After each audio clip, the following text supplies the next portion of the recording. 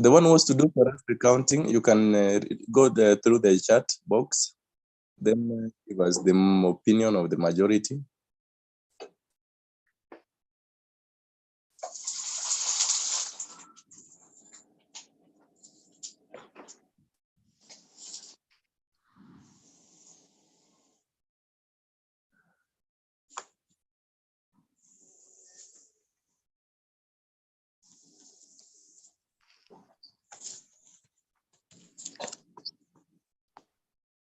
The one doing the tallies, I'm waiting.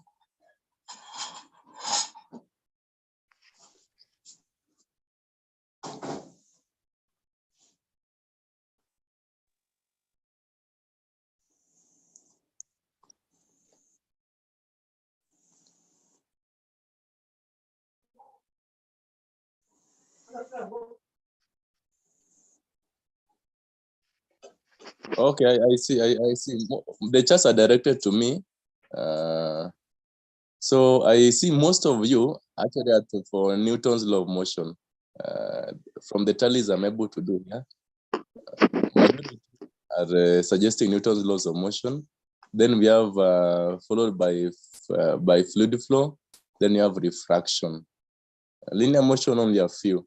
So for that reason, I will allow me handle Newton's laws of motion.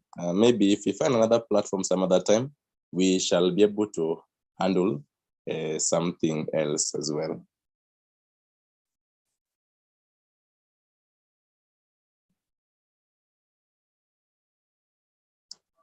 So in a short while, I'll be sharing my screen.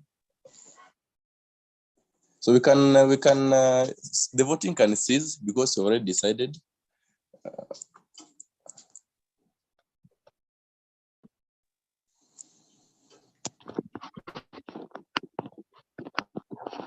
The voting can now cease. We have decided we are doing the Newton's laws of motion.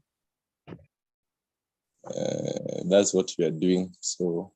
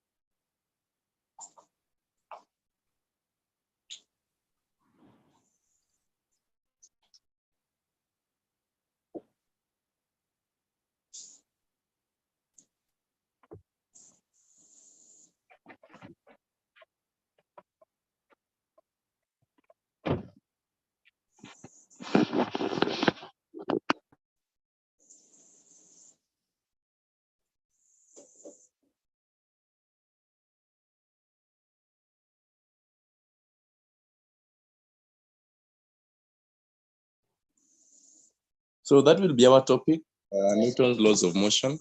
And I believe you are able to hear to see the screen. Newton's laws of motion, that's what we'll discuss.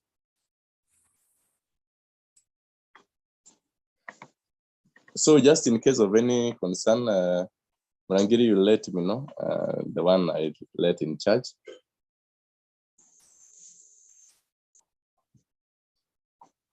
Now, as I begin on this topic, generally, as I normally say, that when we do anything, there's always the laws that govern everything we do. And of course, in physics, we have different laws that govern what we do.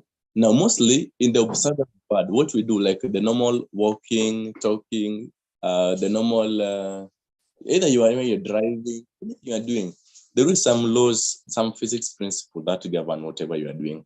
And of course, to be very specific, everything we do involves motion. Anything we do, normally, either we are flying in the air, there is motions involved. And therefore, Newton was able to coil for us the laws. He was the one who coiled them and gave them as theory. Of course, some of the laws, like the first law, is not originated by Newton. There are people like Galileo who did some work on them.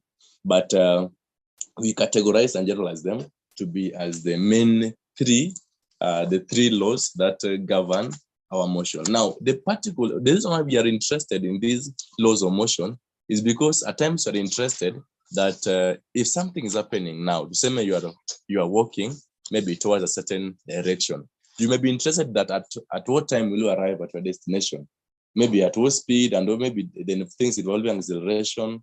And of course, when it comes to things like real life applications like projectiles, the concept we use in launching satellites into the space, and all those things, we're always interested. How long? What are the forces involved, of course, and basically things like that. So mostly the laws will always work to the observable scale, the things you can see. And of course, when we go to maybe larger scales, like we now involve extremely large things, of course, there are some laws that will come and govern. If you are too much into very small particles, we have what we call quantum mechanics will govern all that. So in Newtonian mechanics, we need to understand basically that these laws are supposed to be governing mostly the motion. And of course, here we'll try to look at them in a very simple way. We want to bring a lot of vectors, of course, so we shall be looking at them just basically basic ways. And of course, one of the most observable things is that when you wake up in the morning and maybe you place your phone somewhere, that phone will remain there unless somebody comes and removes it. Similarly, when something is moving, of course, suppose you're moving in a straight line, you will continue moving that very straight line until something happens to you. So the first law of motion is always a very common phenomenon that we observe on a daily basis. That's why normally there's no day you'll ever come and find your bed have moved to the sitting room. It will always be resting in the bedroom where you placed it, because there's no external force that have just come to remove it. So the first law is basically the idea that a body will tend to remain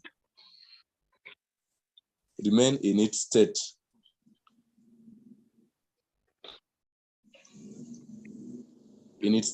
Now, the state of the body can be two. The body can either be moving uniformly, or maybe the body may be resting, or always having a velocity of 0.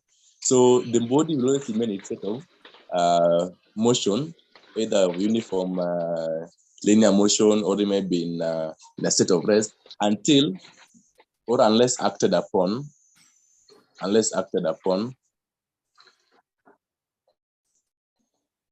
by external force. Now, external force here, we are still of external because we are trying to say that we are not involving the forces that are already acting on the body. The forces are already present. We want an external force. For instance, of course, assuming that something is moving at a uniform velocity. Of course, there must be a force that is giving that motion. But that one is you're not considering. You're considering anything that is external is what will come and affect the motion of the particle. So this is basically what we talk about in the Newton's first law of motion. Now consider, suppose you are moving, maybe you are driving or running or something is moving at a constant velocity. So assuming that we are having an initial velocity u of maybe 20 meters per second. Then I come and exert some force, of course, in u. So when I exert some external force, maybe the speed, the final velocity may go up to maybe 40 meters per second. So as you can see, I've applied some force, of course, and I've changed the velocity of the body. Similarly, I can apply a force that only change the direction. Still, we shall have changed the velocity, because velocity, being a vector, is affected by both the magnitude and the direction, of course. So even applying a force to change its direction, we are already changing the velocity. Of course, you can as well apply a force on something which is moving to stop. Still, something has happened. Or it can be something that was at rest, we apply a force, then it starts moving. Then that all those will be demonstrating the Newton's first law of motion. So this first law of motion is always very simple, and with it comes the concept of what we call momentum. With it comes the concept of momentum. And of course, everything has momentum, because momentum is simply defined as, we normally use the letter P, of course. So the momentum, we simply define it as the product of the body's mass and its velocity.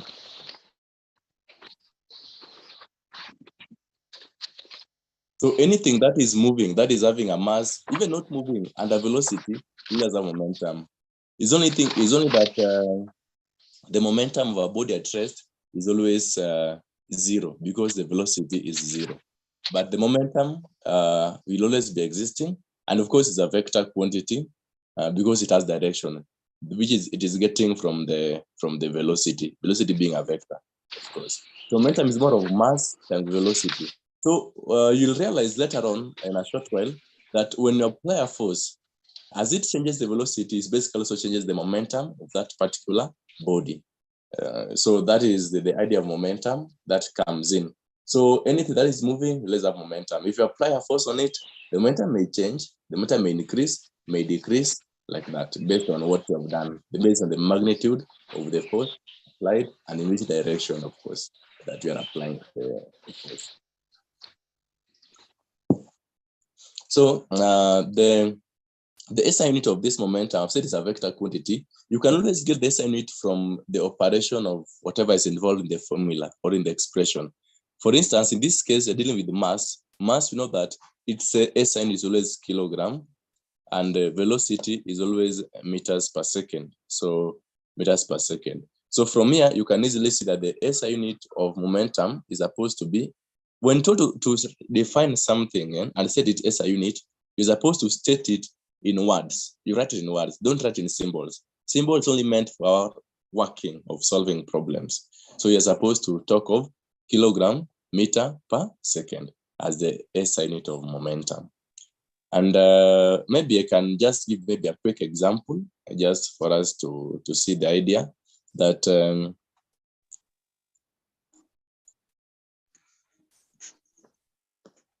so we can say that a body of mass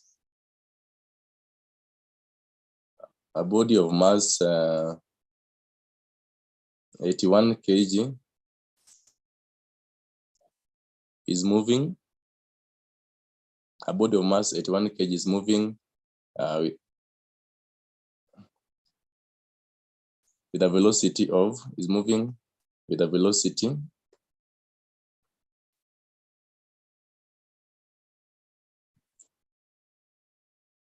velocity of maybe say 20 meters per second.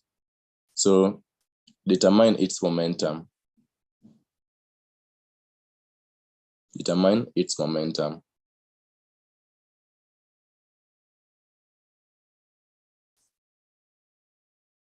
Determine its momentum.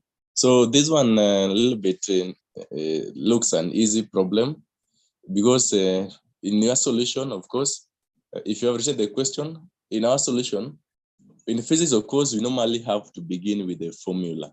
So you cannot just come and start solving. Always write for us the formula, the principle, the law, whatever you're using to solve that problem. If you're relating some concepts, at least it shows us that you're relating those concepts. So the solution for this one should be, you begin by saying that momentum, because you're looking for momentum here, is given as mass times the velocity of the body, mv. So the mass of the body, and you must always work with S in SI unit. If the mass was given in grams, you're supposed to convert it into kilogram. The velocity must always be in meters per second. We must work with the SI units. So the mass will be, the mass was 81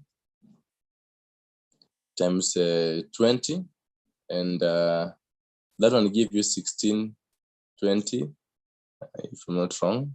That is a kilogram meters per second, like that. So that's the idea of momentum. It's not a little bit, it's not very difficult. Just simple, taking the mass of that body, there's the velocity of that body, you find the momentum. Now, it's something to think about. Maybe the momentum of a body will now depend on what? The momentum that a body will have may depend on two things. Of course, it may depend on the stuff that is moving, that is the mass, or the quantity of matter that is moving, that is the mass of that body. And of course, the speed or the velocity at which that body is moving.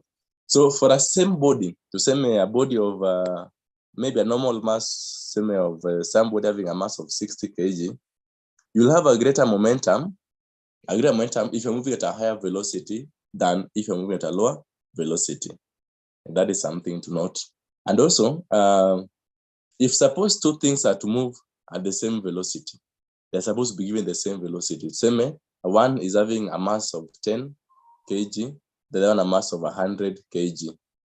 Then you give each of them the same velocity. You give each of them 8 meters per second. You also give this 8 meters per second. You can easily see that the heavier body will be having a greater momentum. And of course, this is something that can be applied. You can be applying these two things. How do you imagine of it? Suppose, let's assume that you have two things, because if I've done linear motion, you can relate.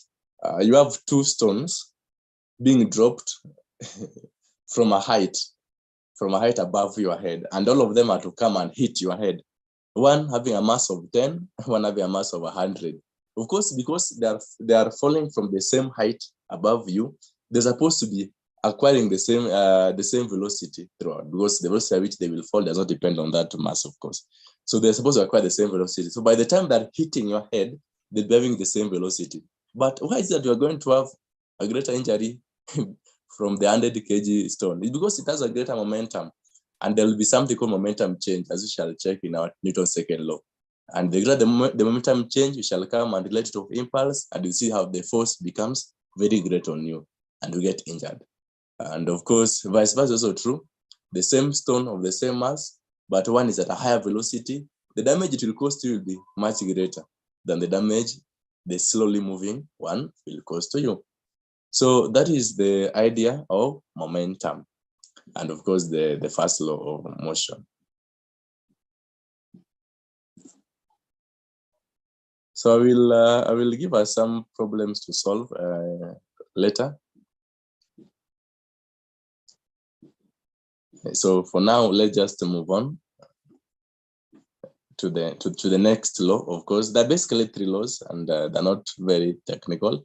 So that is the first law. Of course, don't forget about that first law. And I want to show you how to relate the first law and the second law. The first law says that an object or a body will remain in a state of rest or uniform motion unless acted upon by an external force. That's the first law. Now, of course, let's see. If a force is applied on a certain particle or on a certain object, then that force is supposed to make the object accelerate.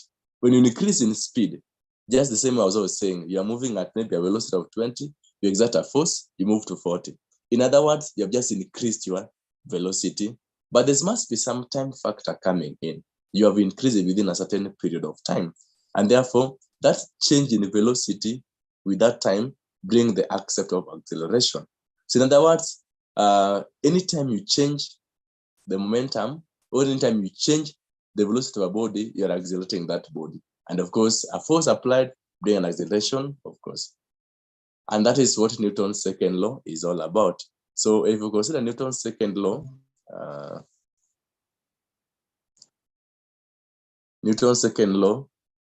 though we normally express in terms of the momentum. So we can talk of the rate of change of linear momentum. So it's directly proportional. I may not write it all here, but for those who are interested, you can write it somewhere. That the rate of change of linear momentum is directly proportional to the external force causing the change that takes place in the direction of the force. So mathematically, what am I talking about? I'm saying that the rate of change of linear momentum is directly proportional to the force producing that. So let's say maybe that force is directly proportional to the rate of change of linear momentum, the rate of change of that momentum. So the momentum is changing. So let me just talk of change in P, but it is a time rate like that. So P is a momentum. This one is denoting the change, while T is the time through which the change is taking place. So in other words, we can say that this force is proportional to, now changing momentum, it means that to get any change on anything, you take the final minus the initial. So assuming that our body have a mass, of course, m, then it has initial velocity same of u and the final velocity of same of v, something like this. So we know that if you change if you apply a force, the velocity will change from initial velocity u, the final velocity v. So the final momentum of the body will be mass times velocity, mv, like that. Then the initial momentum is mu minus mu, then divide this by t. So this is what we call the rate of change of linear momentum, whatever you have here, rate of momentum on the left, on the right, while this other side is now the force that is causing that change. And of course, we can simplify this to see some interesting results here. So F can be proportional. Now you can factor out M in the numerator because it is common to both expressions. So it is M into V minus U over T. And a quick observation of whatever is here, this side here, will show you that this is basically acceleration, because V minus U over T is basically acceleration. So from there, you can proceed and say that F is proportional to ma. And of course, to remove this constant of proportionality, you can bring a constant, say k. So you can say F is equal to kma, where anytime you take these things, the force, the mass, and acceleration in SI unit, the k will be equal to 1, identically 1 unit. So therefore, F is equal to ma. And now this is the famous Newton's second law. Actually, that is the formula that governs most of the motion that you normally observe, that F is equal to ma, where F is the force applied, m is the mass of the body, and a is the acceleration. So this is a very famous, this one is a very famous formula, very, very famous. And that applies for everything that is moving in the observable world. Whatever we can see, the motions that we are able to see, will always obey the force is equal to ma. Now, it is interesting to show how these things relate. Now, this one, what is the meaning of this force, this formula? And let's always go to understand what the formula says. We think that when you apply a force on a body of a certain mass, it will result into acceleration, like that. So, in other words, telling you that anytime you apply a force on a body, an external force on a body, that external force will cause an acceleration of that body. Then it also tells you that for an acceleration to be there must be some net force applied. Of course, there must be some net force. And I'm using the word net force or the resultant force, because if you apply forces on a body, let me just show you something small here. If you have a body, that is our body, then you apply a force in this direction of maybe 100 newtons. Then you also apply another force here of 100 newtons. Then this one here, the net force here is 0.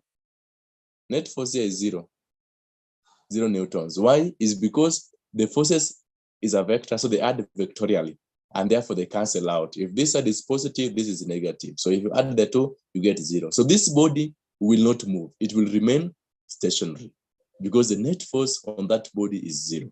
So I'm talking about the resultant force must be existing. So when there's any resultant force on a body or on any object, then there must be an acceleration. Now, maybe something to think about. Assuming you have two bodies, this is a similar question that was there in maybe, I think, is it 2020 or 21 KCSE. So you have this body here. So this body, say, may have a mass of 50 kg, and you have another body here.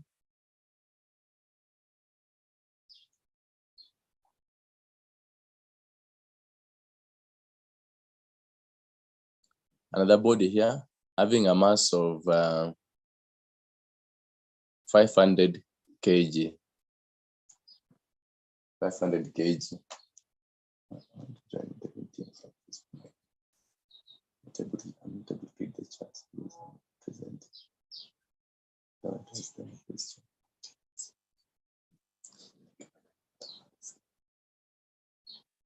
So those are two bodies we have. Mass is 50 and mass is 500. Now, assuming that I apply a force, an equal force on each body, equal force. To say for each body, I give a force of 200 newtons. State and explain which body will have a higher acceleration.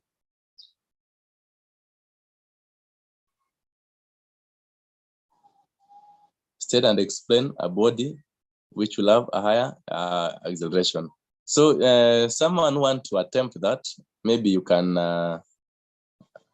unmute, or you can raise your hand so that the admin unmutes you, so that you can attempt.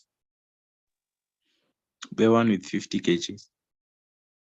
Explain.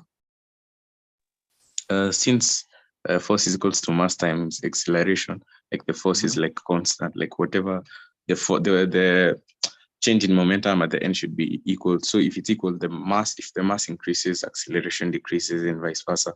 So if the force is the same, the one with a bigger mass will have a small acceleration, smaller mass, high acceleration. Okay, that's very correct. That's very correct. Now, what we should use is, suppose when given such a question, we should be able to relate using this.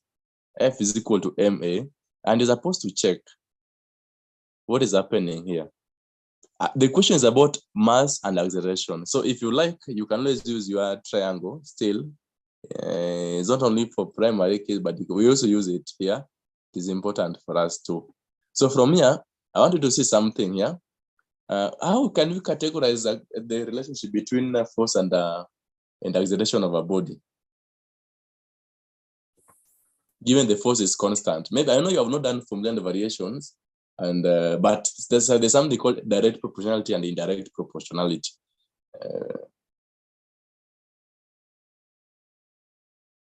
So how can we say that the force? I mean the force, of course, force is constant, of course. So you can always compare and see F is equal to ma. If you increase the mass of that body, what will be the acceleration, of course? And if you increase the acceleration, what will be the mass? Of course, the force is the one that results in that acceleration. So meaning that the force, in this case, have to act on a bigger body. And therefore, because force is constant, force is supposed to be preserved at 200. So if you have a greater mass, the acceleration have to go down to preserve the inequality here, that it must be 200 force applied. Then of course, similarly, if you decrease the mass, acceleration have to increase to preserve the inequality. I mean the equality sign of 200 newtons. So when the greater the mass, and with the greater the mass with the constant force applied, the lower the acceleration, like that. So this body will have a greater acceleration. Okay, that's just more of trying to understand the Newton's first law of motion. Second law of motion. So I can maybe give you just maybe one example. Then just one example. Then you go to the next, into the next. So you can consider this example here.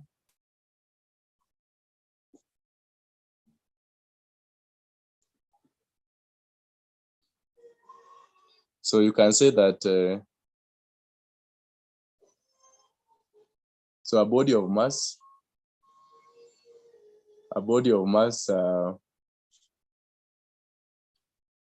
200 kilogram moving at a velocity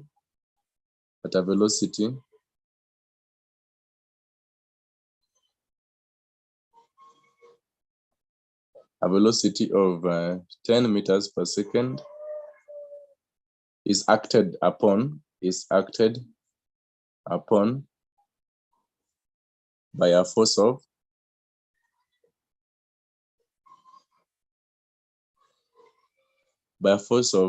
200 newtons.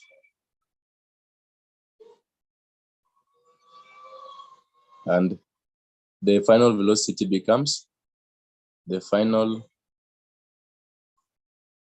no, not becomes, let me ask you that. That is what I want to ask.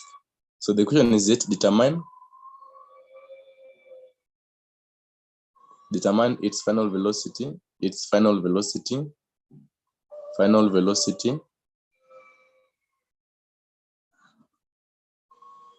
after 10 seconds.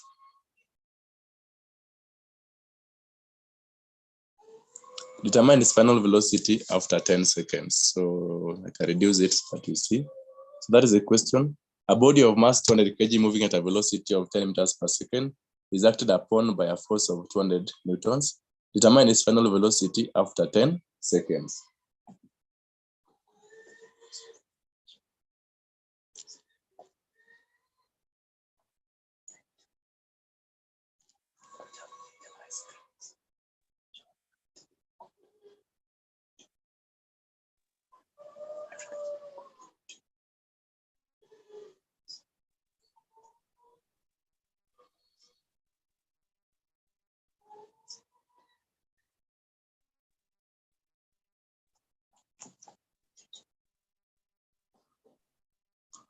So I have paused so that you attempt before I attempt it. So maybe somebody who attempted, what are you getting?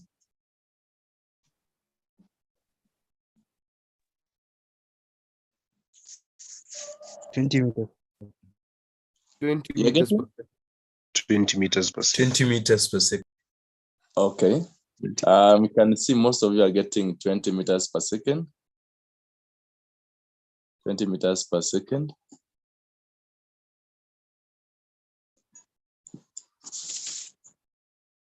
So we are still giving time for the others to try out.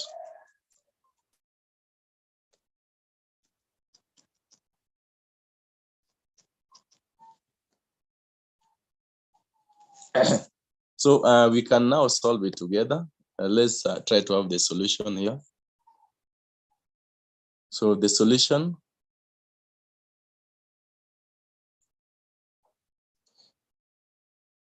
So the solution here is that, of course, it's good to sometimes record down what you have.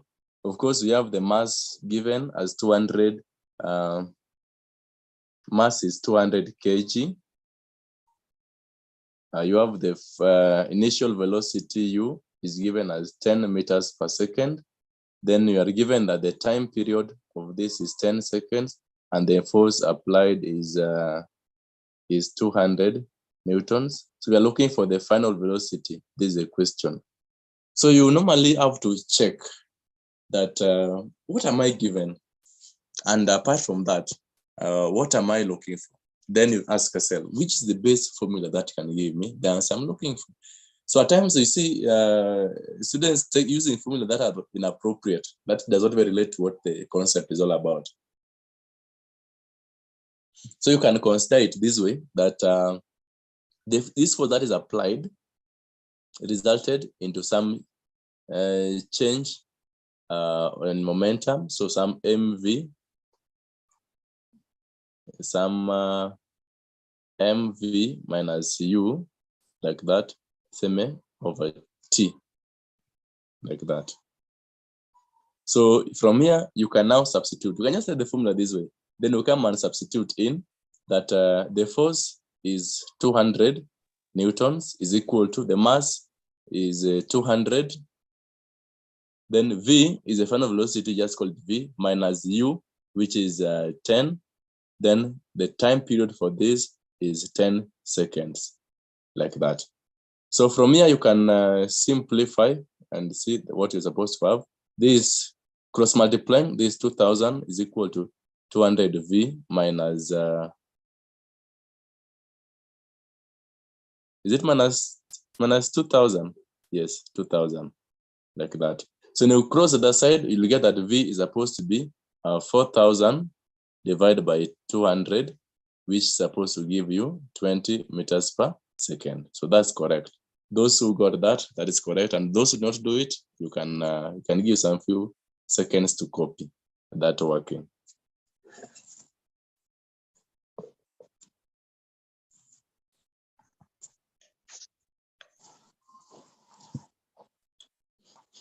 So at the moment, I'm not able to read the chat. So if you have any concern, just unmute and let me and just speak out.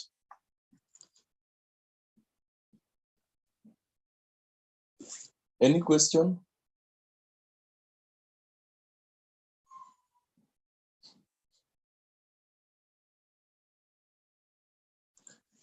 Okay, if there's no question, we can proceed.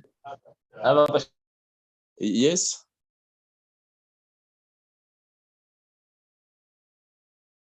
Yes, proceed.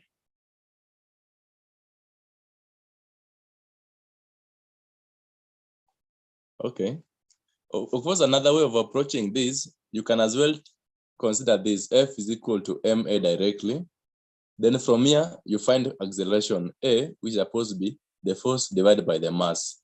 Once you get the acceleration of the body, then you now come and use the formula that you normally know, that acceleration is given by final velocity minus the initial velocity divided by time, like that. So you can use any of the approaches. All of them are accepted and will be marked correct.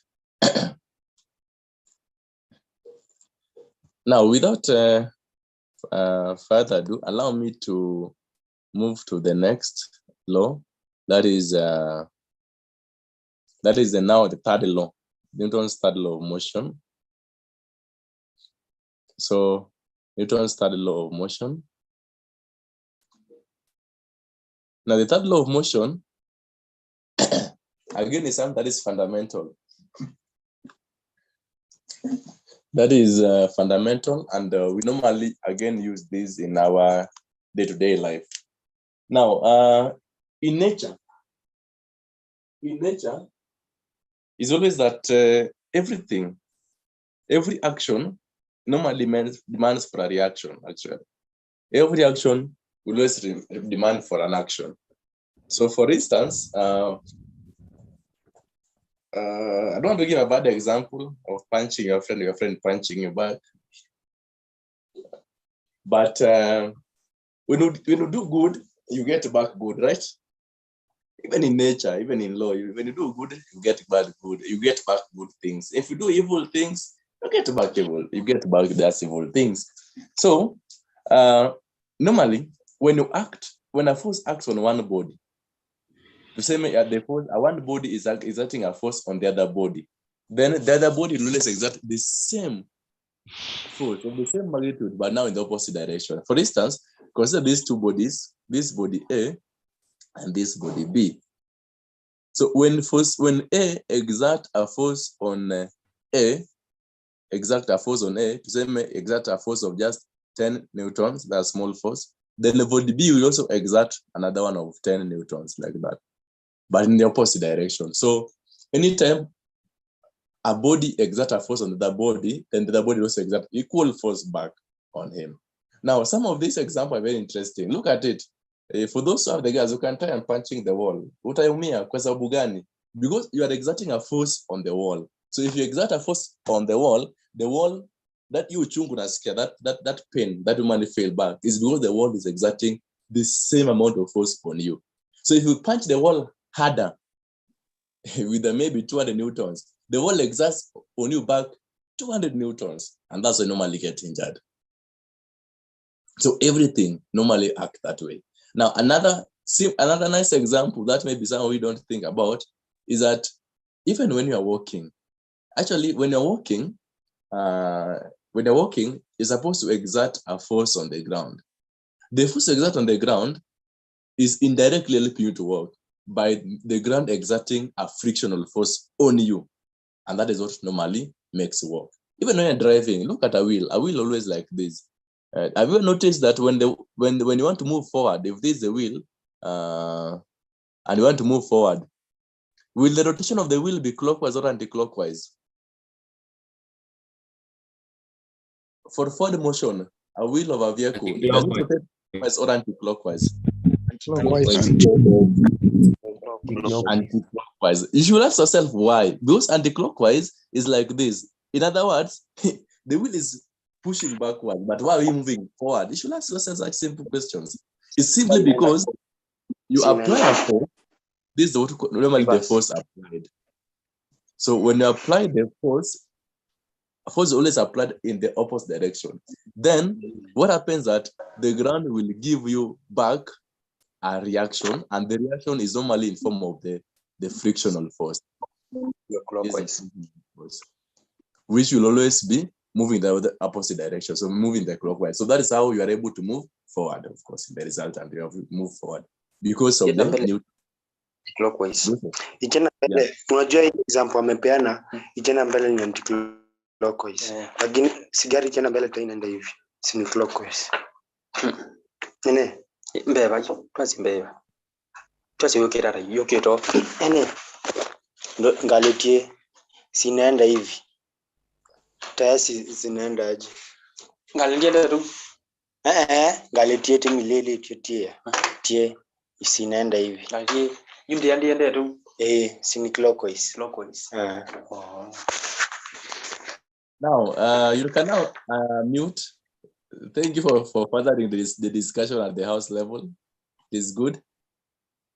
At least everyone is learning physics. So you'll always notice that when the car move forward, it's because the force is applied in the backwards direction. Then the frictional force gives the force that is forward. Now, normally that's how nature works for every action.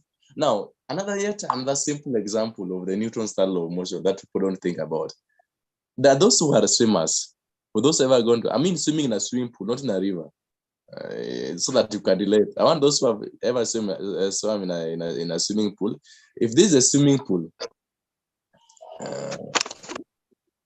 like that, and you are here.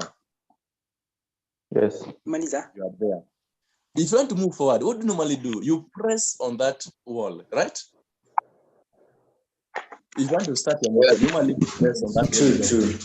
So you will notice that you will agree with me that you normally exert a force that is on the backward, but you end up moving forward. Why? You should ask yourself why. You exert a force backward because you normally press on the wall of the swimming pool. Like, how do you call them? The walls. Yes. Whichever it is. But even those rates, whichever you press, we only press it backwards. But you your body ends up thrusting forward. It is simply because when you exert this force, then the wall that you press to exert a force on will give you an equal and opposite force. So the force is same in magnitude, but in opposite direction. And that's what gives you the forward motion. So you can think of so many examples. I just want to see how physics is just more of what we do on a daily basis, more of just life. And as I normally say, it's always the science of nature. The laws govern everything you do. You cannot escape from physics. Either you're using physics knowingly or unknowingly.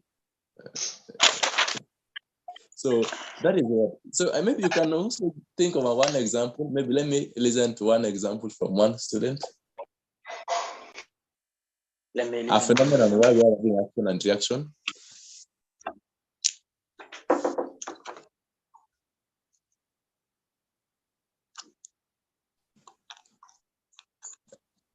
You people don't want to think.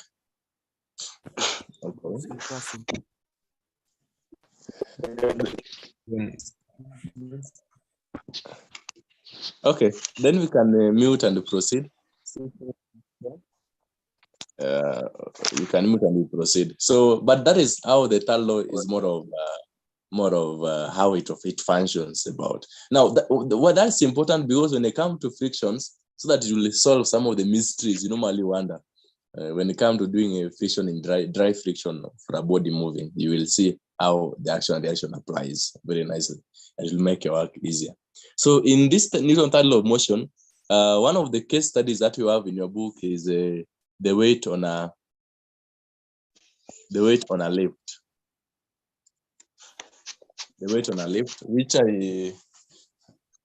which I expect you to not have challenges on that. The weight on a lift. Or somebody has a problem in that, because I want to move to some major things. Of course, yes. I've not even touched on collisions. I need to talk of frictions. Those are sometimes nightmares for some of you.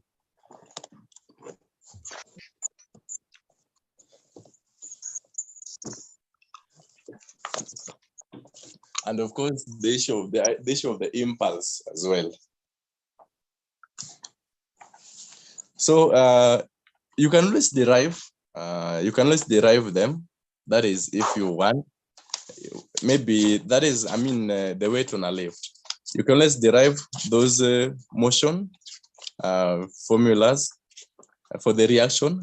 That is the weight the left will measure, either when it is moving upwards, moving downwards, and when it is stationary.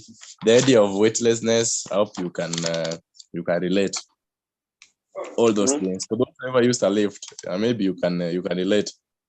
When when lift is moving upwards, when lift is moving downwards, there's a time you feel like I'm weighing much more than what I'm used to. At times, you feel like, hey, I'm weighing less.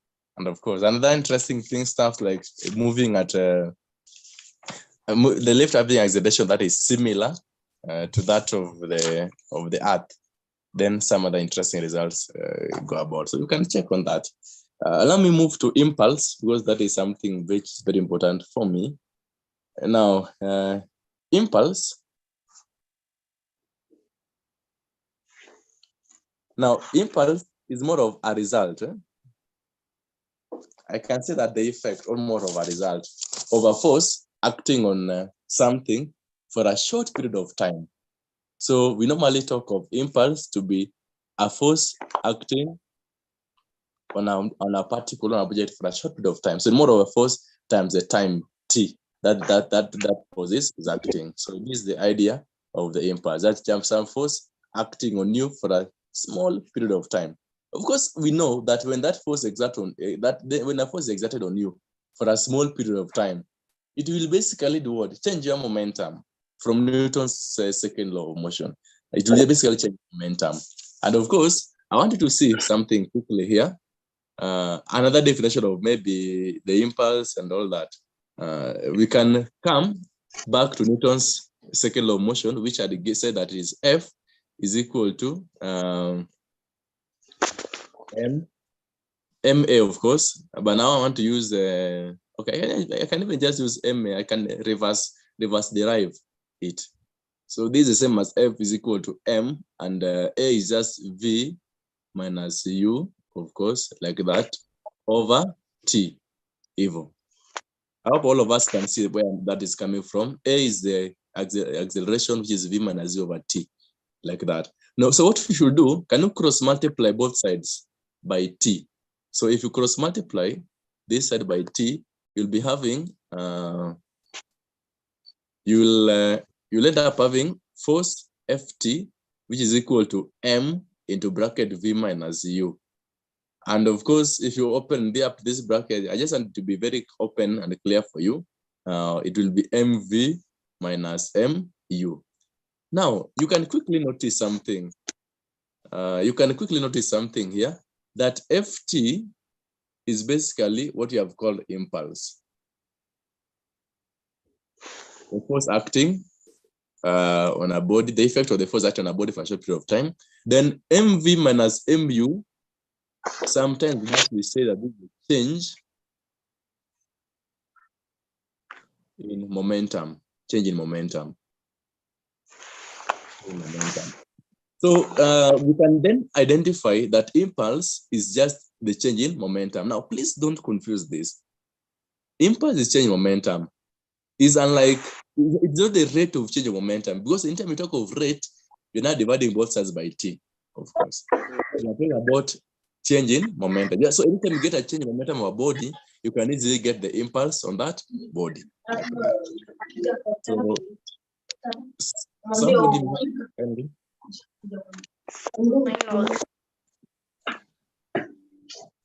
you can mute.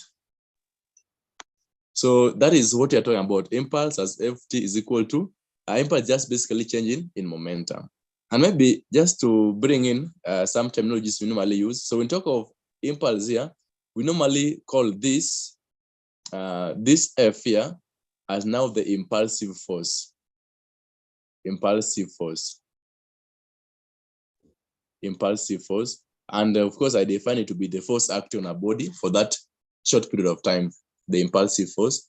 And this one is the time through which that body I mean, the time the force is acting on the body, the short period of time the force is acting on the body, and the impulsive force is here, and of course the impulse is there, like that. So we shall see how at times these things combine, but maybe you can relate with one of the examples. I don't want to give a very basic example. I want to use the one that we had in our exam. There's one we had in our exam. It was also very quite simple. Let me see if I can find it. The one I'd set for you for the end term, I think it was the last question, the concept of impulse. So it's more of a, it was more of a trolley of mass 1.4 moving at 0.8 meters per second, 0.8 meters per second on a frictional horizontal surface, was acted on by a force of 0.7. If the resulting speed of the trolley is 1.7, determine the time interval the force acted on the trolley. So you can, from there, you can easily see the relation that was required to be used here. So in that case, we required to use this. Of course, I required to use this one here. Because I gave you the force, of course, in that case, the force was 0.7. Then the time in that case was, the time is what we are looking for, okay. Then the mass was given to be 1.4. The final velocity was given to be 1.7, and the initial velocity was 0.8. So just use this and compute and find t. So you can do that and find t quickly if you did get it right. So you can take note of everything that was given. I've said F is 0.7 Newton. The mass is 1.4 kg. Then U, the initial velocity is 0.8 meters per second. And the final velocity is 1.7 meters per second. So somebody can do for us this and get for us the time. The time interval of the force acted on the trolley. So the force is an impulsive force of, course, a small force of 0.7, acting on a trolley of mass 1.4, changing the velocity of the trolley from 0.8 to 1.7. So to amend the time, 1.8. 1.8. Any other? 1.8. 1.8. 1.8 seconds. 1.8 seconds. 1.8. 1.8. That's excellent. That's amazing. 1.8. That's excellent. So actually the force is 1.8 seconds. So you see, you need to always use the information given to identify what the problem is all about. So that was the last question that you were given in the exam as number 18, part D. So with that basic, very good, 1.8. Right.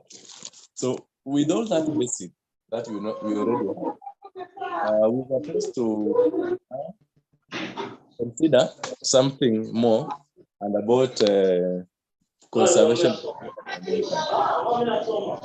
Hey, kindly me. The one monitoring our class, you can check for me who is that, and we get muted. Okay, so we can go to something which is very fundamental, which is called the conservation of linear momentum.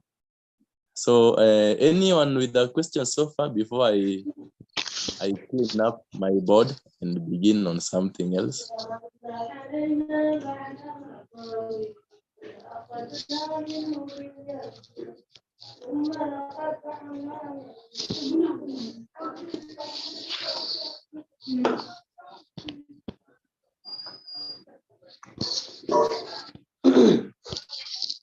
Any question? No question. Okay, then just Just a second, I clean up here. Now then we can consider what we call the conservation.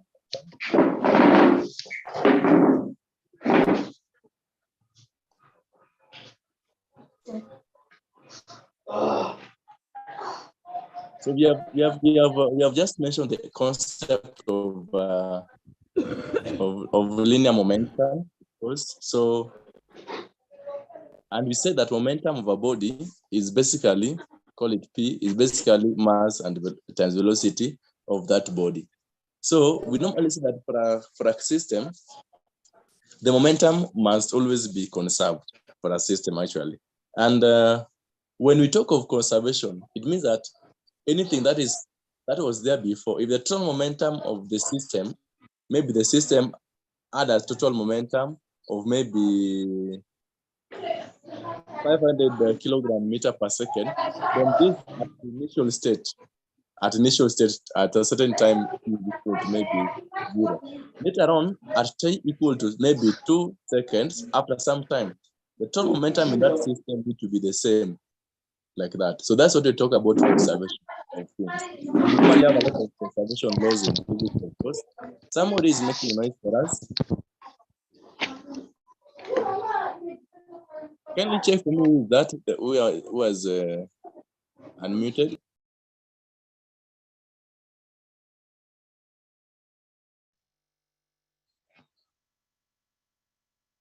Okay, so I'm saying that first. Excuse me, sir. This is Zombiro. Yes. Yeah. May we take the roll call before you proceed, please?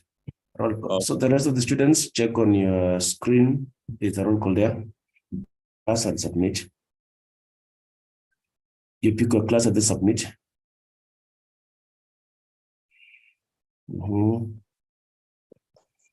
And see 100 the students have done it. That's correct.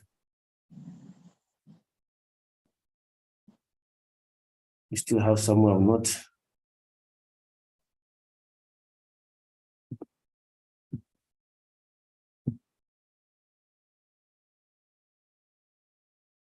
Out of 300, I think we have got 226. We need to do more. 30.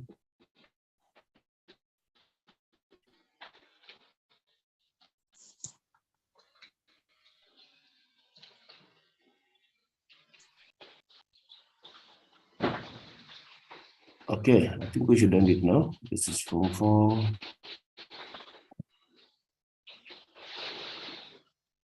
If you're looking at your phone, you can see it. You should do something on your phone. If you have your laptop, you should do that. We can see some saying they can't see.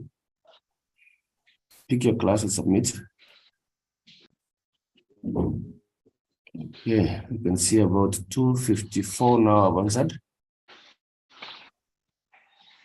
255. There are someone waiting for so long. It should take about 1 second, 2 seconds, you're done. Pick your class, submit.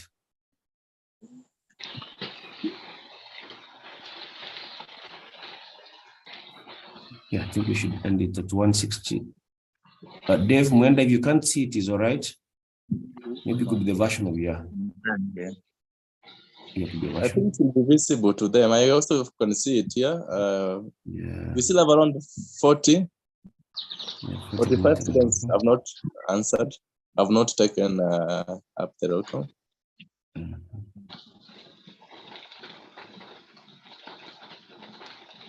See that. 62, that's okay.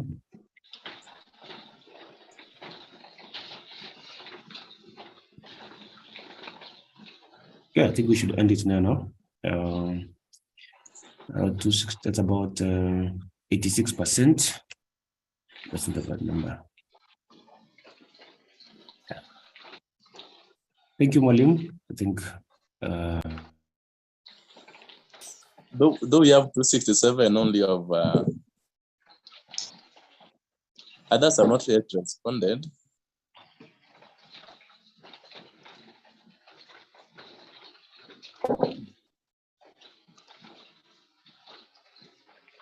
just proceed, Malim. Just go ahead. Thank you. Okay, so. So I think we can proceed.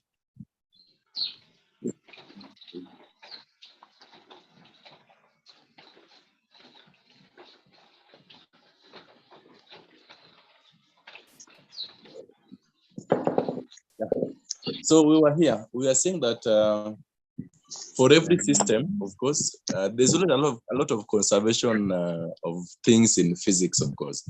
And one of the things you normally conserve is what you call the momentum of a system.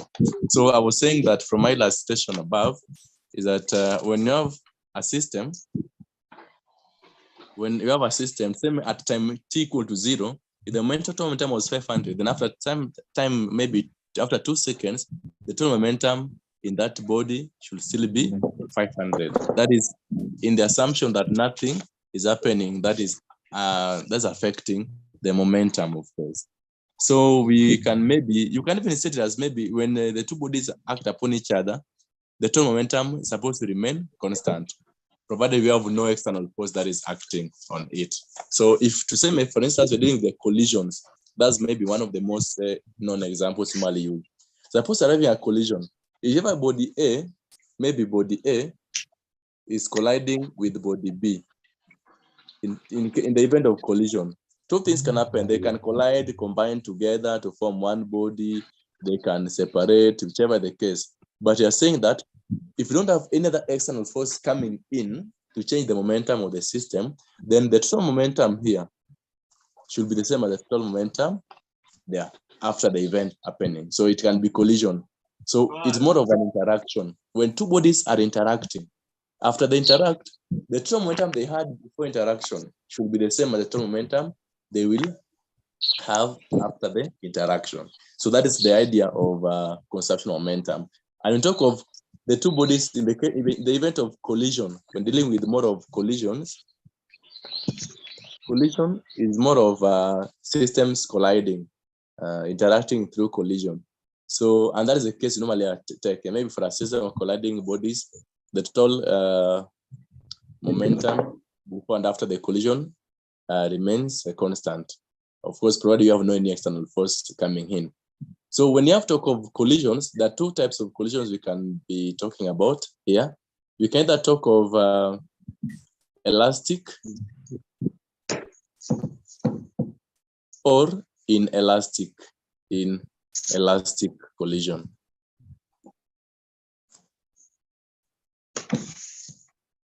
Elastic stroke inelastic collision. So any of these can happen in a body. Though, of course, we consider all of them, but in reality, in real life, mostly the most common collision is always inelastic collision.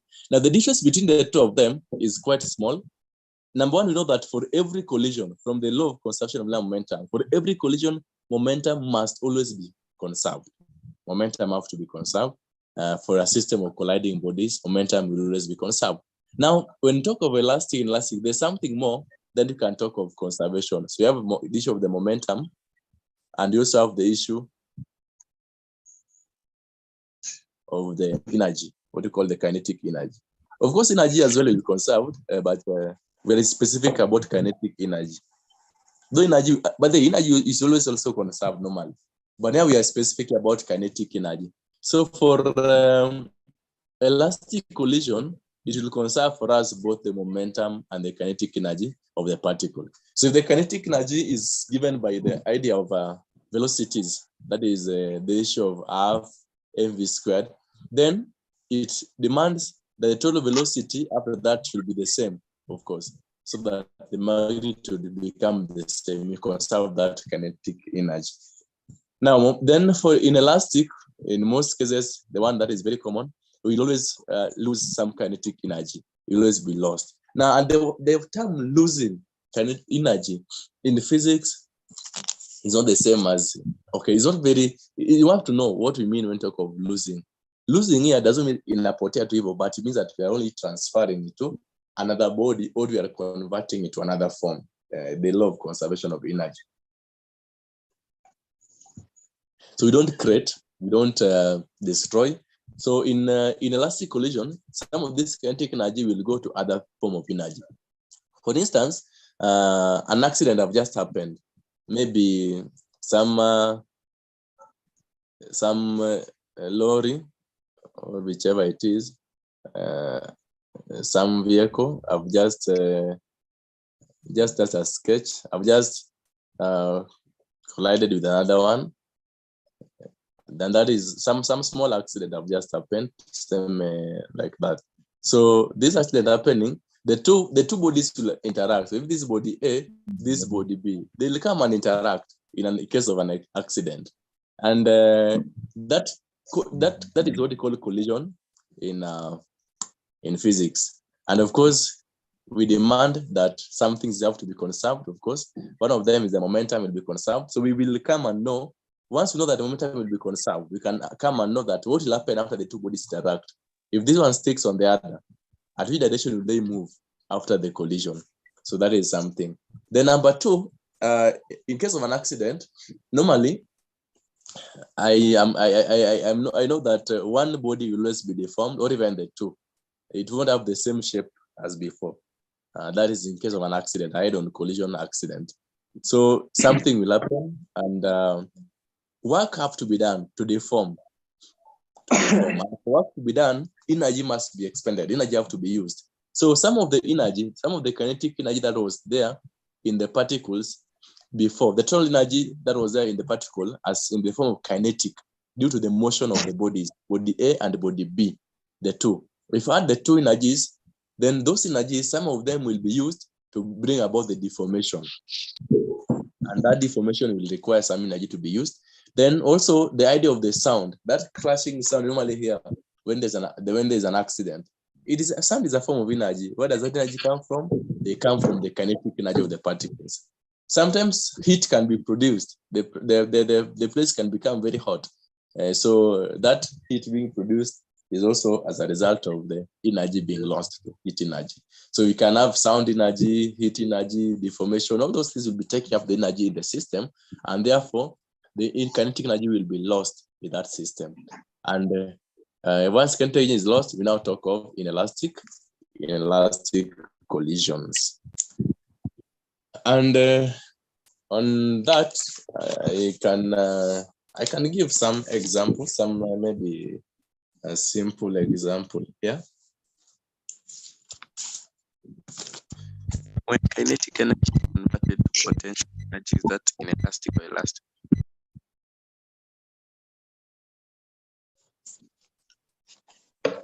You have a question? Pardon? If kinetic energy is converted to potential energy, is that inelastic or elastic? So the question is that if we convert kinetic energy to potential energy, and that is the case of I'm assuming, I don't know, they are assuming that the body is coming to rest. Okay, but we can attempt that. Anyone want to attempt to respond to him?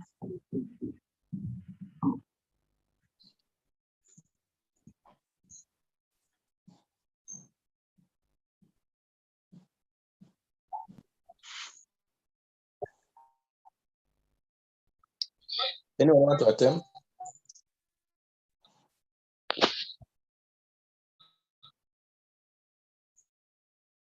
Sure, maybe pardon his question.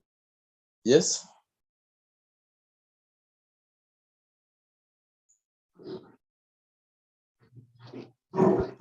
My question is, since it's inelastic, more or less, it's when momentum is conserved by kinetic energy is not conserved.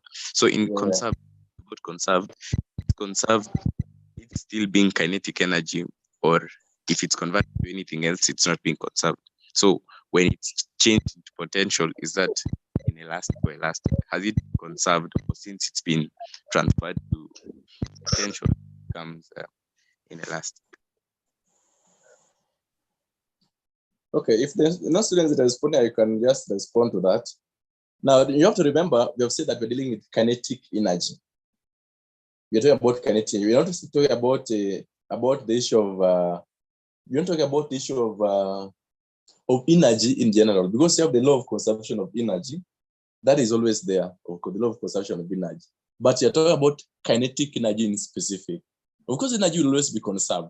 Now, by converting kinetic energy to potential energy, we are conserving energy, but we have not conserved kinetic energy because it has moved to potential energy. So in that case, we still talk of inelastic collision. And of course, that is something that is important to give you more examples. For instance, when two bodies collide, at times the bodies do come to rest. That's always at times most of the cases. By coming to rest, what does it mean? It means that the kinetic energy, which is energy due to the motion, is only coming to be converted to potential energy obtained by a body, of course, due to its relative motion, position at rest, of course. So in that case, we talk of inelastic collision. So your simple answer, it is inelastic collision. And I've shown you why. Because we are talking about kinetic energy, not just energy conservation, but kinetic in specific. So by converting kinetic to potential, we have lost the kinetic energy, and therefore it is still inelastic collision. Is that a good, or still another question?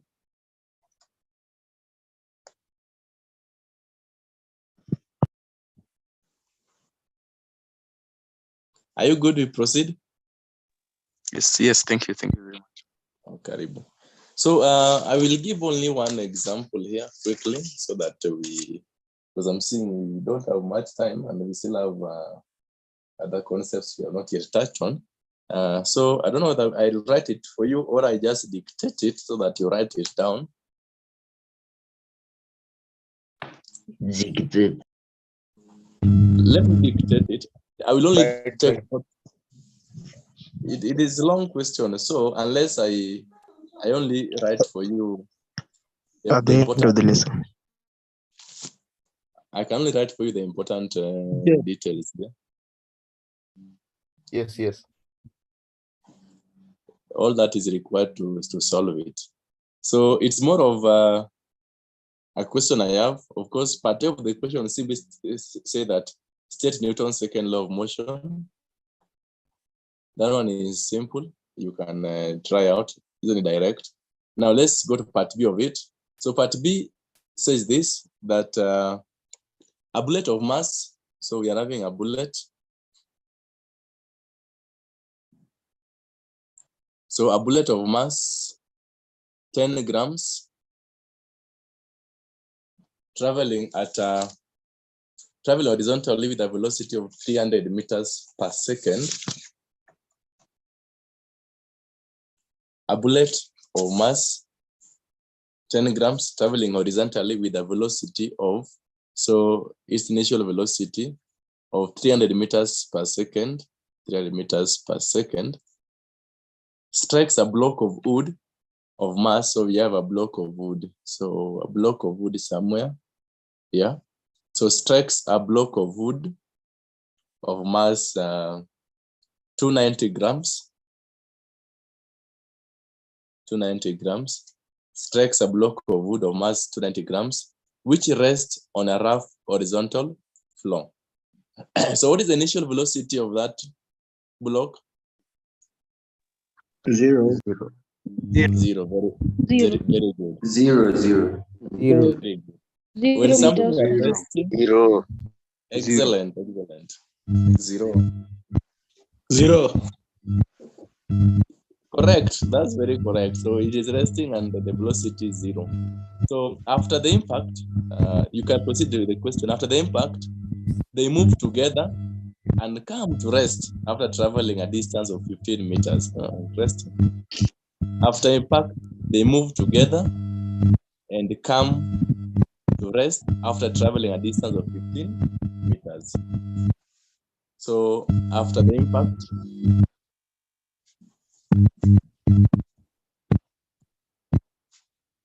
of course, they coalesce and then move together for a distance of 15 meters, like that. So the first question, calculate the common velocity of the bullet and the block. Calculate the common velocity. So we are looking for the common velocity.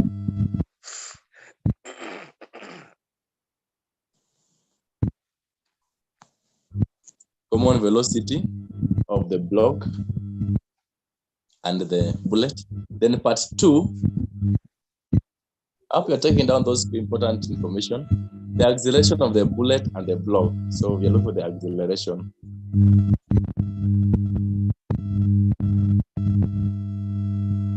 Acceleration of the bullet and the block. So those are the questions we want to answer. Now, maybe there's something I need to mention, I've not mentioned, so that to help us, one more information to help us in solving this problem. We have what we call the perfectly inelastic collision. So a perfectly inelastic collision is whereby, or I can say that is whereby the two bodies after the collision, we can say that they are combining together, or what we call coalescing or sticking together. Then they move with a common velocity. So in the case of moving the common velocity, this is what I want you to notice. In the case of moving the common velocity, it means that the momentum of the two bodies will be the mass of the two bodies, mass 1 plus mass 2 of the two bodies, like that. Then you multiply that common velocity. So this is how to get the momentum of the two bodies after the collision. Of course. So let's see. Let's get into the solving this problem. Let's get into solving the problem. Now, by conservation of momentum, of course, you're not going to conserve. So by conservation of momentum, you're going to say that the total momentum before collision, before they colliding, you say that the total momentum before the collision, somebody have not muted, is equal to the total momentum after the collision. So this is a principle, or maybe I can say the law that we are using in the question. So it's always good to state that the law you are using it. That is the key thing we are dealing with there. The issue of conservation of momentum. So if you were to bring in the formulas, maybe to simplify the formula, we say that the momentum of the first body, which is, I can say that m1 and u1 for its initial velocity, plus the momentum of the second body, because we're doing the total momentum. So it is m2 and u2. This one here. These are give the total momentum of the two bodies before the collision. So it should be equal to the total momentum after the collision. So these two bodies are colliding. So if they're not colliding, you again handle them individually. If they're not, if they're not sticking together, you handle them individually. But if they're sticking together, then you can talk of the addition of the two masses, m2, and you give them that common velocity v, like that. So this expression is supposed to use to substitute in all the information given for a solution. So m1 is, I can say, the mass of the bullet, m2 can be mass of the block. And we have to work with SI unit. So let's do the substitution quickly. The mass of the bullet is 0.10 grams in kg, 0.01. Yes. 0.01 times the initial velocity of that bullet, which is 300.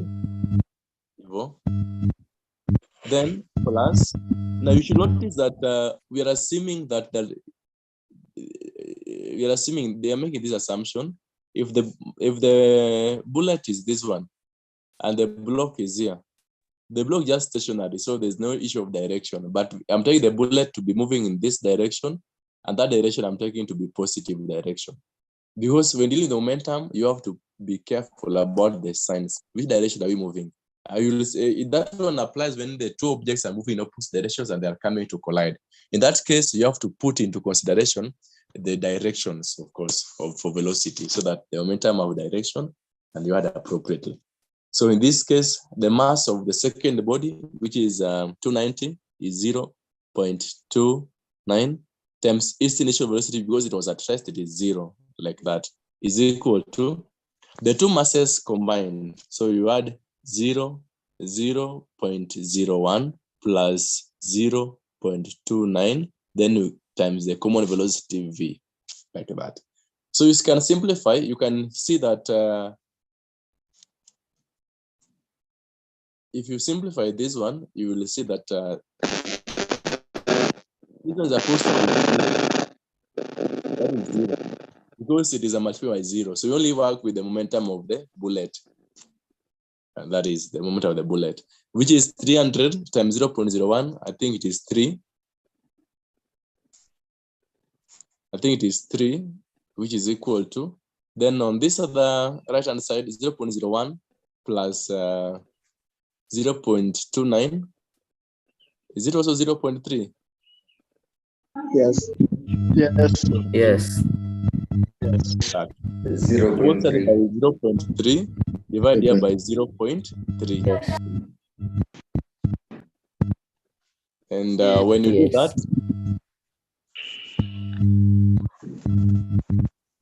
you get V, the common velocity V, to be 10 meters per second. 10 meters per second. 10 meters per second. 10 meters per second. 10 meters per second. 10 meters 10 per second. meters per 10 meters second. per 10 second. meters per 10 second. meters per second. Excellent. You are amazing. So that's 10 meters per second. good. That's correct. So that is always the question and how to solve it. The common velocity. Of course, there are other questions that will require that the two bodies collide, they fly off each with its own velocity. That's always possible. So just do the principle is the same.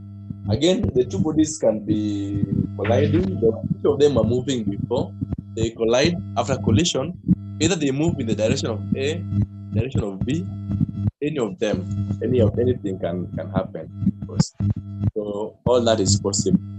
And but you know the principle, provided you know the principle we are talking about, the principle or the law being used is always what is important.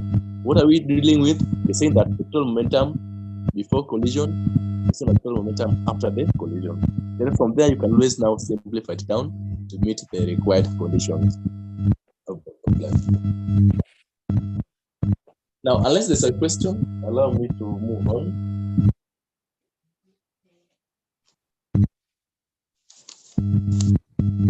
Any question?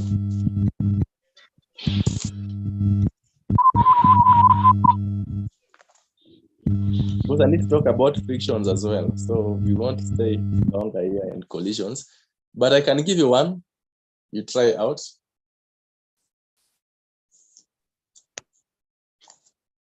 Oh, no, we are not even done with it. I remember there's a part B. Karibu ni sawa. So we have here acceleration of the trolley. So after the collision, the two bodies are getting a velocity. So they are now together.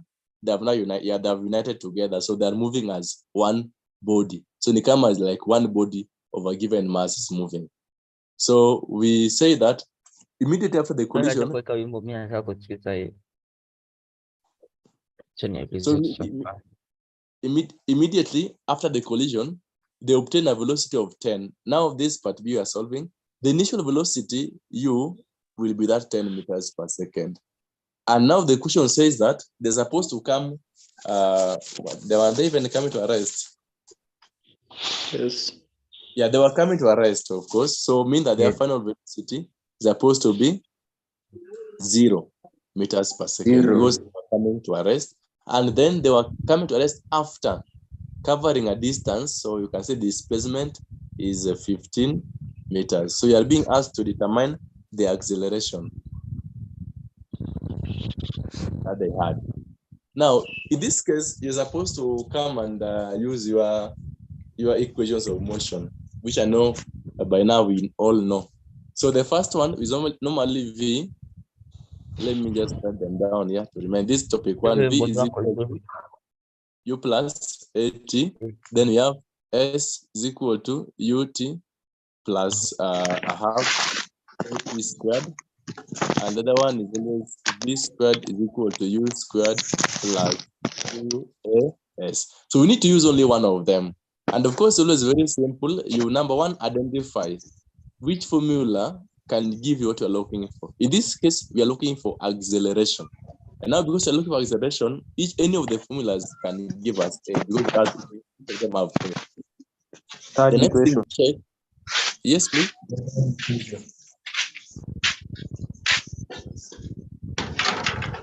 There was someone by question.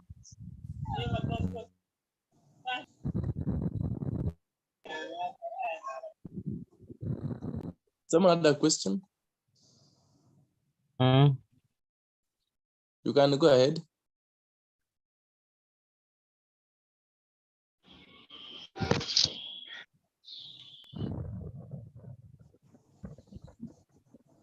Okay, then we can proceed. So the 3.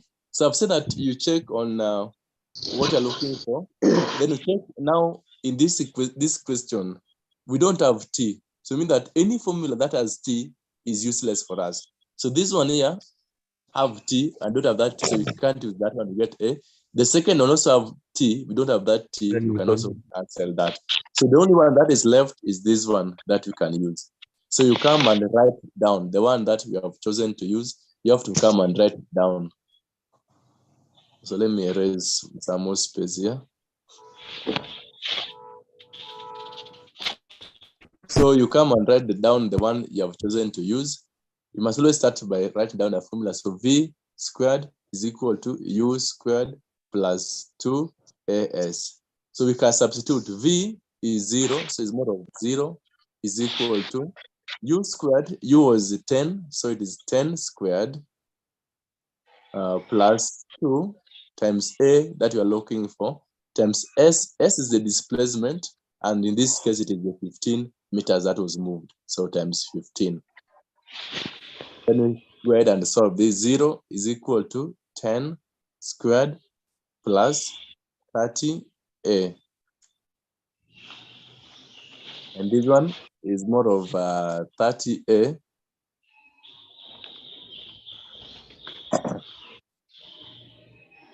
30A is equal to negative 100.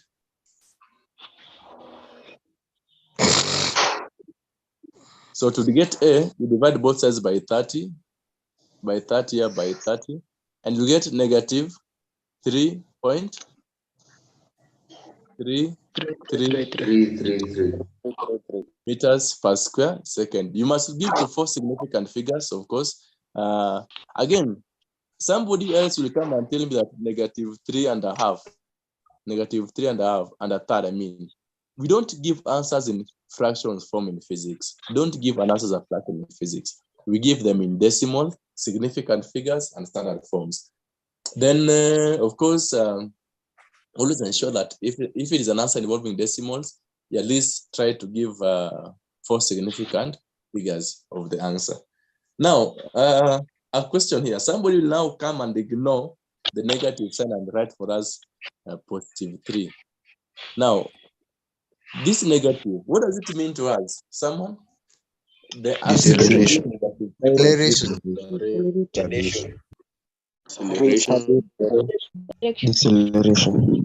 Deceleration. Deceleration. Deceleration. Deceleration. Deceleration. Deceleration.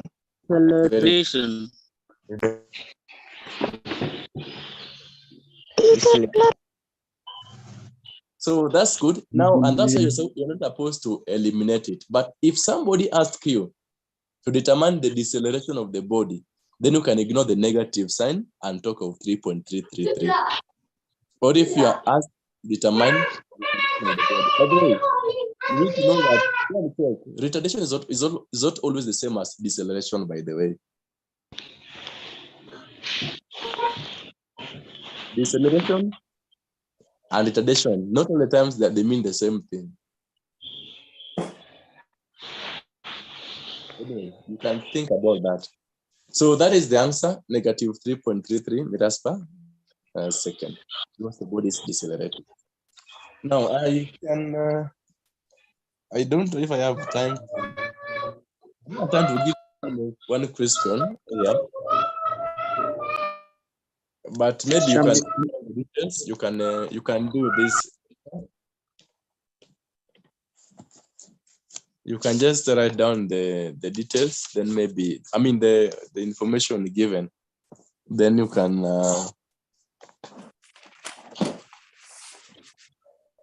Excuse me, sir. yes. Might you explain more on the differences between retardation and deceleration? Because you're saying they're two different stuff. They may mean the same and they may not also mean the same at times. For instance, let me show you here.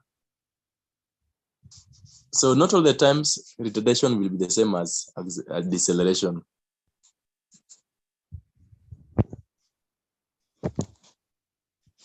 Now, in simple term, retardation is strictly involving reduction in velocity. Strictly involving reduction in velocity, such that you are moving from a higher one to a lower one. And it may be something like when you are braking, you can be braking. So when you're braking, you can be talking about retardation. That is the case, retardation. But at times you can be decelerating. But is it possible to decelerate without reducing the velocity? No. No. Possible. No. Not possible. Impossible. Possible. No. It's not possible to have a negative acceleration when you are not decelerating. Let me give a simple example. A simple example. Now,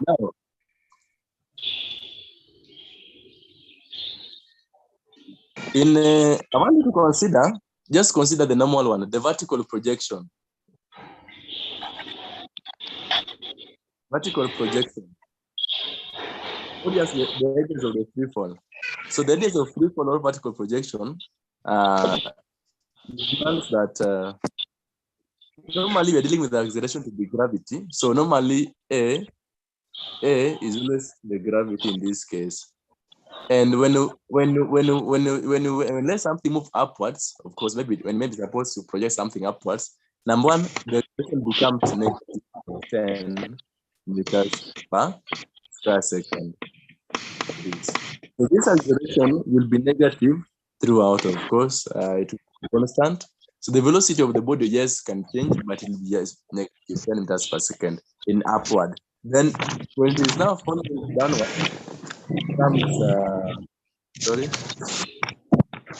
it's falling downward, it becomes positive 10 meters per square second. So I want you to imagine, look at the velocities. When you project something upwards, the velocity will be moving from 20 meters per second and going to 0 meters per second, like that. Then when something is moving maybe downwards, it can move. It's now moving from maybe 0 to that 20 meters per second. Now that is possible, but also there's something you have to keep in mind. What about if I just change the direction? Yes, when I change direction, the velocity can still be the same, but the acceleration can change. I can simply change the direction. So for instance, I can move toward this direction, then I change the direction backwards like that. What does it mean? When I change the direction, I change the velocity. And the change velocity, because it becomes negative, that's to change the sign in the acceleration. So the sign will end up being negative at times when ideally I'm not doing any acceleration.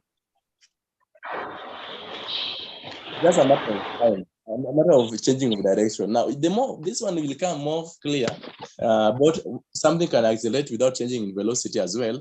When you're doing uniform circular motion. In uniform circular motion, we say that a body can be accelerating, and yet this velocity is not changing. All these things are possible. You can even have acceleration that is there, but velocity is not changing in uniform circular motion, because the issue of the changing direction, moving like that. So in that, I'm changing the direction of the velocity. and that one is actually toward acceleration. So all these things are always possible. They are not possible. All of them are possible, and they can always happen. So I will give you more of an explanation on that in a short while. For now, let's proceed. As we finish, that's just to keep you.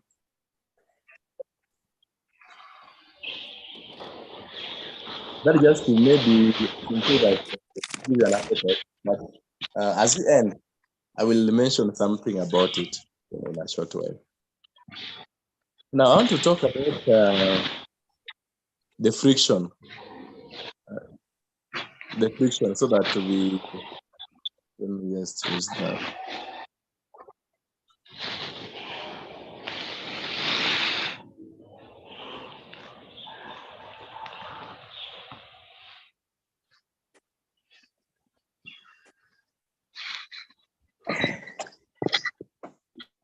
Basically, talk of friction to be, of course, is a force that is there between any two sliding bodies.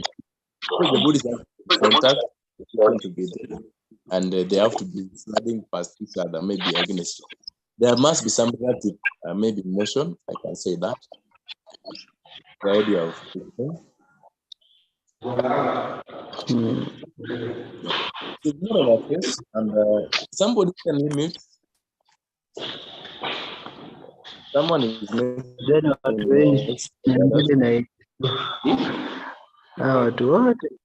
class.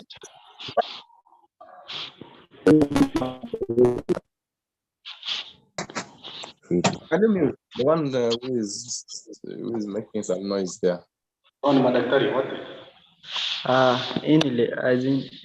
Ile tu ya shule, ni subject nyingine sasa. So iko revision.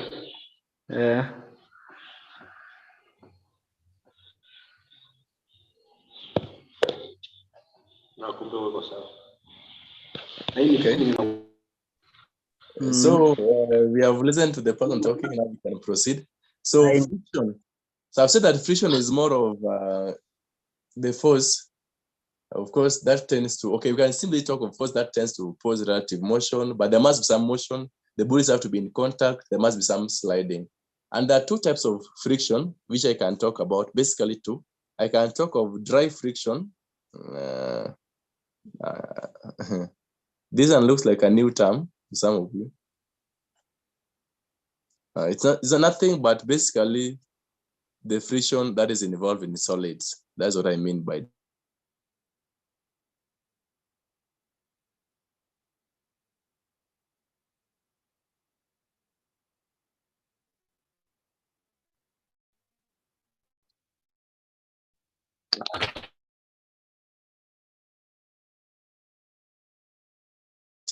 viscosity. So let me focus on this other one, the friction, and that's the dry friction, the friction in solids. And basically, when we talk about solids, the dry friction in solids, we consider that the frictional force will always be proportional, of course, to the nature of the surface. When the surface is rough, of course, you expect the friction to be much greater. Then, of course, the idea of the reaction, the normal reaction, a heavier block resting on a surface will have a greater reaction force, of course, a greater normal reaction force, and therefore the greater friction being experienced. So we normally say this frictional force is simply given as the mu r, of course. Of course, I can derive it. You can say that F is proportional to that reaction force, which is the normal reaction. And of course, to remove this proportionality constant, we bring in to move the proportionality, bring in a constant, which is mu. And this mu is more of the coefficient of the friction. Coefficient of friction, which will always change based on whether we're dealing with kinetic or static. Now, static is a friction that is there just when a force is applied, maybe on a body, but there's no motion yet. It is still constant. Like, for example, when you get something which is heavy, you want to start pulling it or pushing it. At first, you'll apply the force, but the body will not move at that particular moment. Still, there's a friction, and that friction is called the static friction. But when there's a motion, there's movement involved. Now we talk of the kinetic friction. So this constant will always change this coefficient based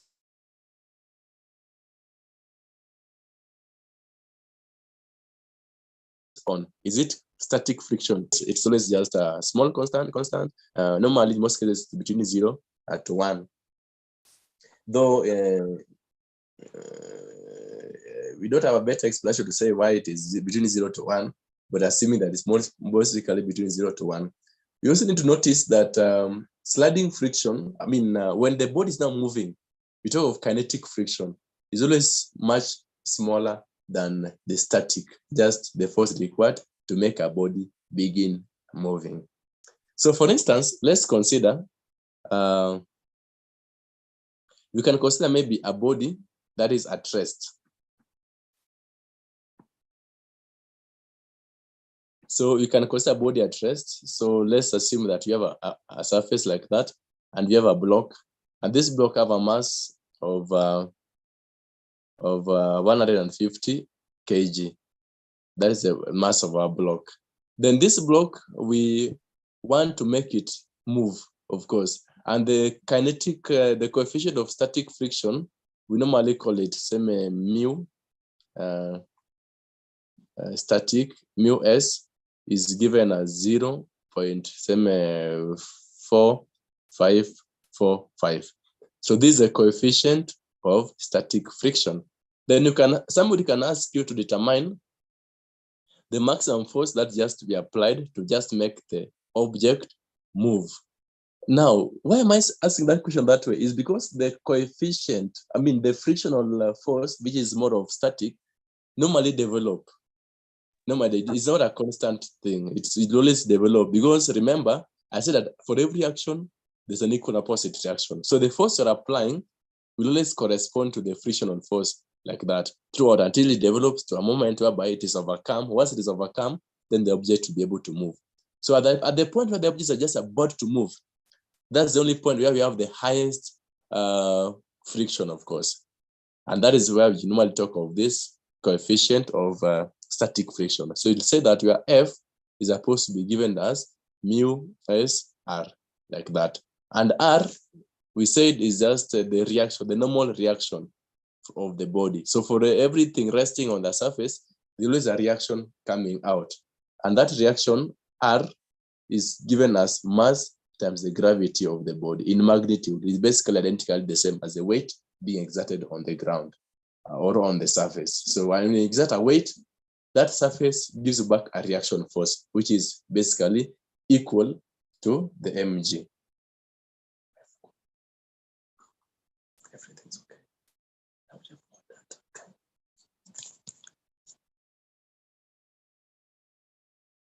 Okay, so that is that. So we can now solve it for this problem. Somebody can confirm that you are still able to hear me? Yes. Yes. Yes. Yes. Yes. Yes. Yes. Vibaya sana.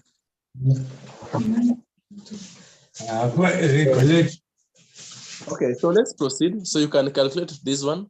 You can find that F now is equal to mu S, 0.4545, then times the reaction force, which is the mass times gravity. So the reaction force we can calculate and find its value. So the mass of the body was 150 times the force of gravity. So you can use the 10 for simplicity, 10, and you'll get 1500. So multiply that by 1500, and you'll get the frictional force will be, somebody can compute that and give us the answer. 0.4545 times 1,500. 681.75. 81.75. 681.75 newtons. Now, 5 Newton. okay, so that is the force that we have as the frictional force. So for you to make that object just begin moving, you have to apply a force of around 681.75. And if at all the force you apply exceeds this, it has to exceed this one. If it exceeds this one, then in that case, the object will start moving. So that is the only condition. So anytime you apply a force that is less than that, then the object will not move until the force exceeds at least the maximum, the possible one that is required here, which is 681.75.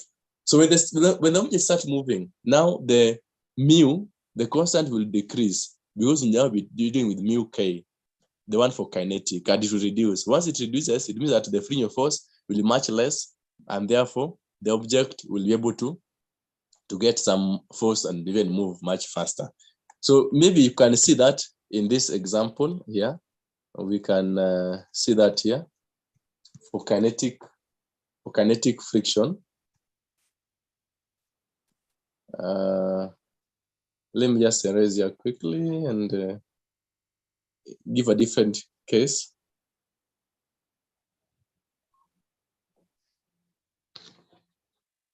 Now, I want to write this question down, maybe. Let's say that a block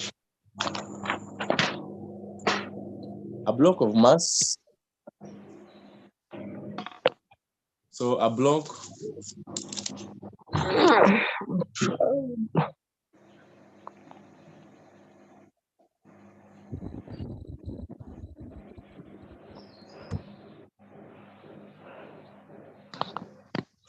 Time. So I've said a block of mass 200 kg, a block of mass 200 kg,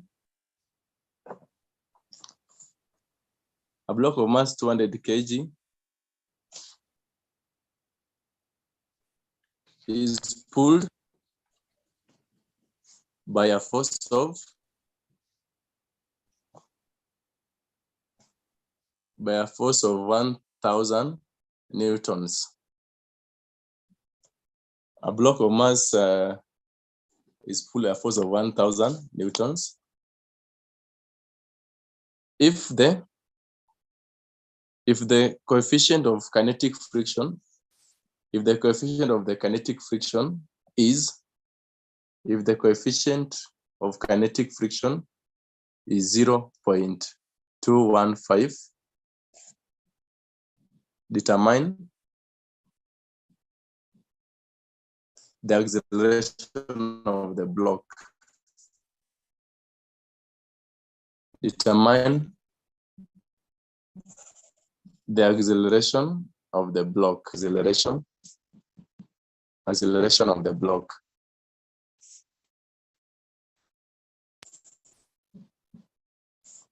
So that is the question. A block of mass 200 kg is pulled by a force of 1,000 newtons. If the kinetic coefficient of kinetic friction is 0.215, determine the acceleration of the block. So we can solve it, this one quickly, maybe just to take you through it. It's a very interesting one.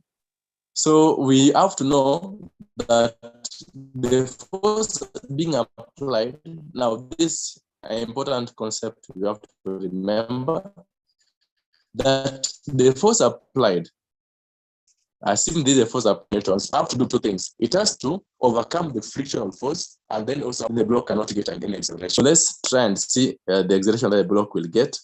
Number one in our solution is to find the frictional force that is required here. So the frictional force F is supposed to be given as mu R, and that is F is supposed to be the mu, which is 0.215 times the mass, which is 200, times the gravity, which is 10. So this one gives you what? What is the frictional force here? 430. So 430 Newton. 430. So very good. So now this 430 Newtons. 430 Newtons. Very good. This is a kinetic friction that is supposed to be overcome. So you come and type that applied force, of course, applied force.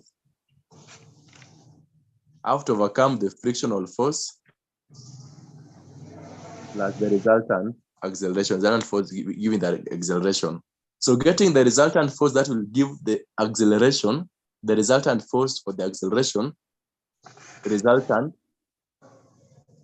is opposed to the applied force, which is 1,000, minus the frictional force that have to be overcome, which is 430 newtons. So the remaining force is the one that will give the body the acceleration that is required.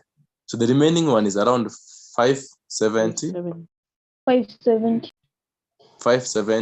newtons. So you come and find now the acceleration of the body.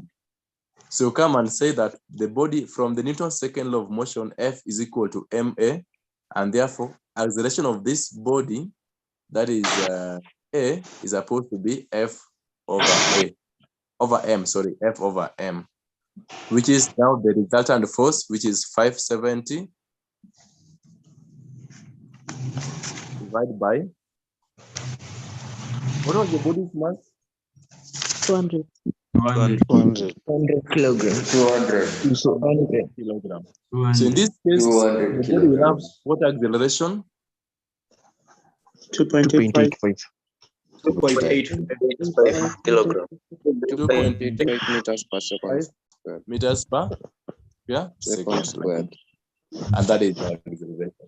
So that's how we're going to handle the issue of the right friction. 2.8 meters second square. And because of time, I can see it's already 11:05. We are already out of our required time to work with. So I have to stop there. So the only thing that I want to cover is viscosity. That is the other friction. That is the fluid friction. So if you get time, make sure you at least go through that as well, and you practice the other areas. So any burning any serious question? No. Yeah, okay.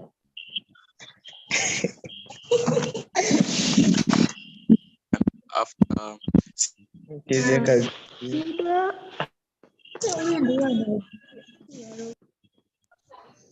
Bye.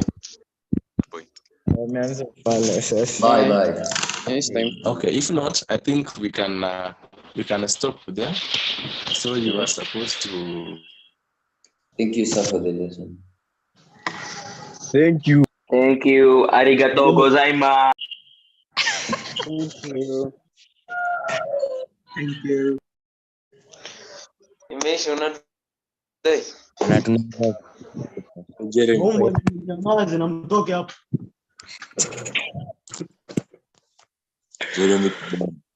Uelezo nimeisha.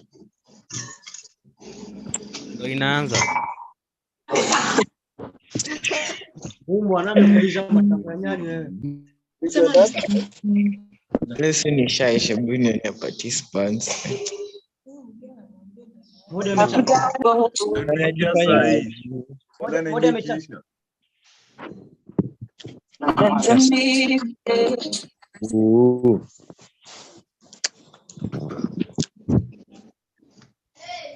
Na finally imeisha ba. I wish isikuwe yetu.